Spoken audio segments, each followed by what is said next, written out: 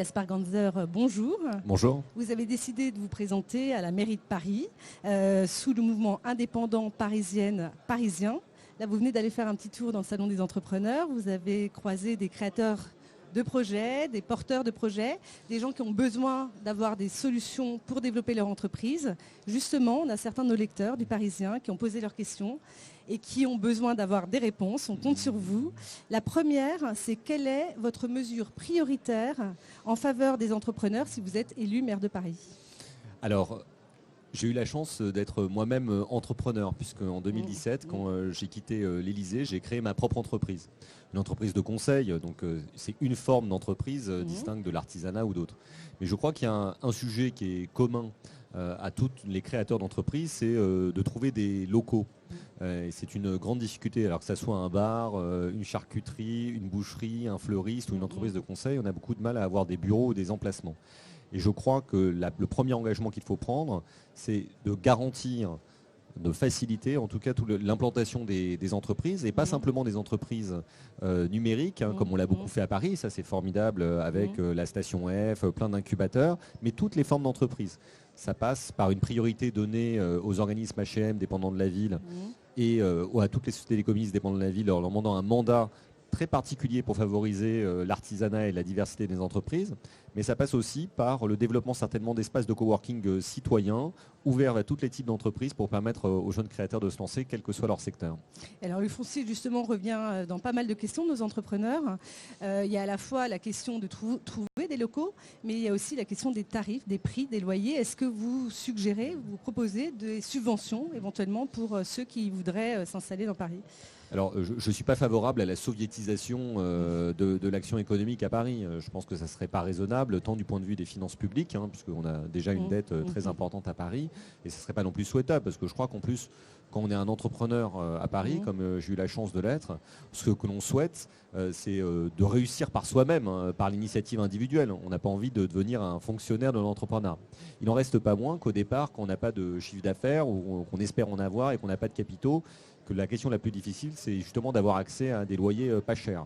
Et aussi de pouvoir louer, parce que parfois on vous demande des dossiers totalement prohibitifs, un peu comme vous faites pour un locataire.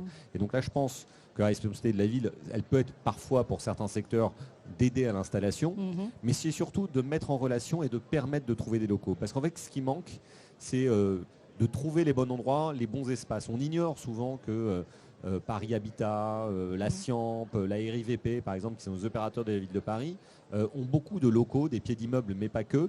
Et en fait, je pense que la responsabilité de la ville, c'est de le mettre davantage en avant et pas qu'on ait à chercher pendant des heures sur un site internet pour essayer de trouver ce type de locaux-là qui sont accessibles aux entrepreneurs.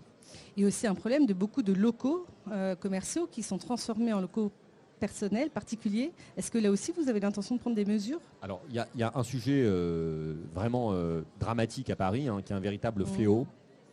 C'est qu'à l'heure actuelle, un très grand nombre de locaux commerciaux sont en train d'être transformés en appartements pour faire de la location meublée touristique à l'année.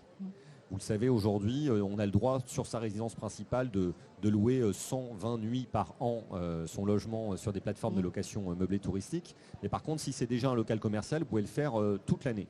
Et ça, c'est un problème parce que ça sort en fait des biens du marché de l'entreprise. Ça raréfie l'offre de bureaux, mais aussi d'équipements publics, d'équipements privés pour les artisans ou pour d'autres professions, les professions libérales, les avocats, les médecins, etc. Donc là, il faut, avec l'État, parce que ça passe certainement par l'octroi de pouvoirs supplémentaires aux collectivités territoriales, agir de façon virulente. Et ce faisant, on agira à la fois pour permettre aux entreprises d'avoir davantage de locaux, et notamment aux jeunes entreprises, mais aussi on régulera davantage le marché de l'immobilier qui est en train de devenir totalement délirant. Autre question, évidemment, autre grosse préoccupation des entrepreneurs, c'est la mobilité. Vous, si vous êtes élu à la mairie de Paris, que comptez-vous faire pour réduire les embouteillages qui fragilisent l'économie ? Alors, je pense que il y a deux types de questions dans votre question. La première, c'est comment est-ce qu'on permet à chacun de se déplacer dans cette ville, qu'on soit entrepreneur, salarié ou chef d'entreprise. tous les artisans. Oui, je pense que la première chose, c'est se rendre sur son lieu de travail ou chez un client. Moi, quand j'étais chef d'entreprise, je passais ma vie dans les rues de Paris pour aller d'un client à un autre. Parce que quand on est prestataire de service, en réalité, on travaille rarement dans son bureau, on va surtout dans les bureaux des autres. Et j'ai pu constater à cette époque-là, me déplaçant en vélo ou en scooter, que les rues étaient sacrément embouteillées. Donc je crois qu'il faut retrouver de la fluidité dans la ville, non pas en augmentant le nombre de voitures, ça je pense que ça serait irresponsable, mais en permettant à chacun de davantage combiner les modes de transport. La marche, qui est le principal mode de déplacement des Parisiens, 30% des déplacements, le métro, la voiture électrique, le scooter électrique, le vélo. Mais je crois que le sujet aujourd'hui, c'est quand même deux choses. Un, c'est développer la marche, récupérer la propriété des trottoirs qui sont encombrés, et deux, développer les transports publics. Après, il y a un autre sujet qui est celui de la logistique dans la ville. En gros, comment est-ce qu'on fait venir des marchandises dans la ville? Aujourd'hui, elles viennent principalement par des camionnettes ou des petits camions. Je pense qu'on a raté l'occasion jusqu'à présent de développer le transport fluvial ou la logistique terrestre ferroviaire, et qu'il y a plein de choses à inventer, d'autant plus qu'on a des opportunités. La Seine, j'en ai parlé, peut-être la transformation du périphérique si on y parvient au cours des prochaines années, mais aussi toutes ces places de parking dans les logements sociaux ou dans les immeubles qui sont aujourd'hui largement vides ou en partiellement vides. Pourquoi? Parce qu'aujourd'hui, les Parisiens ont moins de voitures et donc on peut certainement récupérer des espaces supplémentaires pour cette logistique en ville. Mais comment faire pour l'artisan qui a besoin de sa camionnette et qui a besoin de traverser Paris d'est en est, en ouest, du nord au sud, et qui ne peut pas prendre les transports en commun, qui ne peut pas venir à pied? C'est sûr qu'il y aura toujours besoin de se déplacer dans la ville. Alors il faut le faire de la façon la moins polluante possible, donc peut-être en aidant aussi à la conversion électrique pour les artisans et les commerçants. En revanche, on ne va pas créer des couloirs de circulation particuliers pour les artisans. Donc vous trouvez avec eux peut-être aussi le moyen que dans la ville, ils aient la possibilité parfois d'entreposer des matériaux, du matériel à plusieurs endroits de la ville pour justement éviter qu'ils aient des grandes migrations à réaliser à l'intérieur de Paris ou de l'Île-de-France. La solution miracle, malheureusement, n'existe pas. Donc je ne vais pas commencer à vous dire que moi, maire de Paris, tout le monde pourra rouler en 5 minutes du nord au sud ou de l'est à l'ouest de Paris. Ça serait faux. Est-ce qu'éventuellement envisager un tarif préférentiel dans le métro pour les entrepreneurs serait une solution que vous pourriez proposer? Certains en tout cas vous posent la question. On a envie de dire oui, et pas simplement parce qu'on est dans le salon des entrepreneurs, mais au risque de déplaire. Je pense qu'aujourd'hui, la priorité dans les transports publics, c'est la mise à nouveau de l'infrastructure elle-même. Le développement du réseau en Île-de-France, l'augmentation de la fréquence des lignes, la sécurité, la propreté dans le métro. Si on a réussi à faire tout ça, là on pourrait imaginer des tarifs préférentiels, mais je préfère avoir l'honnêteté de dire qu'il y a d'autres priorités avant de venir à des tarifs préférentiels pour les entrepreneurs. Autre question qui n'a rien à voir, sur les terrasses chauffées.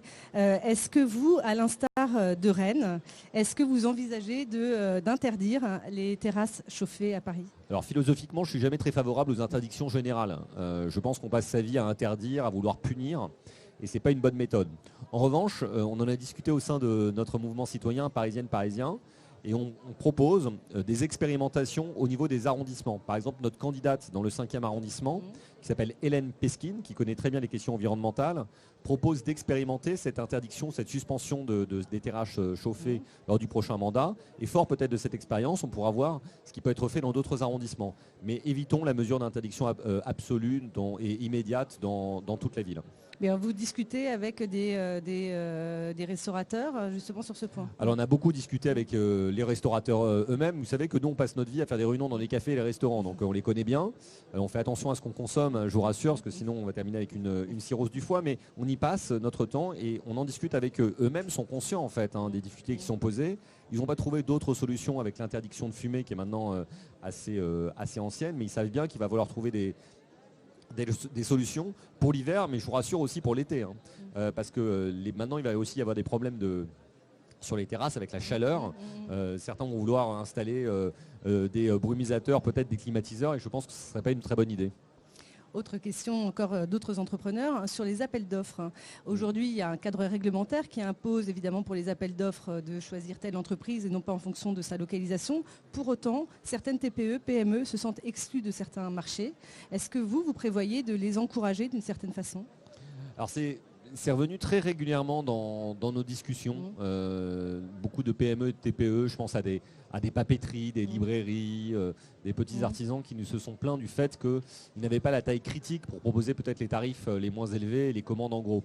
Et je trouve ça dommage. Alors évidemment, il y a une réglementation qui en plus est une réglementation européenne. Donc je ne vais pas avoir la démagogie de dire que je vais changer en tant que maire de Paris ou candidat à la mairie de Paris la réglementation européenne. En revanche, dans la construction des appels d'offres, on peut imaginer aussi de préciser dans la notation que l'existence de la proximité géographique, la prise en compte de l'artisanat local, les circuits courts pour tout ce qui est l'alimentation est un critère important au-delà de la seule question du prix. Le prix est une question, bien évidemment, et c'est un objectif que notamment quand on veut bien utiliser les deniers publics, mais on peut le combiner avec d'autres critères. Gaspard Ganzer, merci beaucoup d'avoir répondu à nos questions. Merci beaucoup à vous. Au revoir. Au revoir.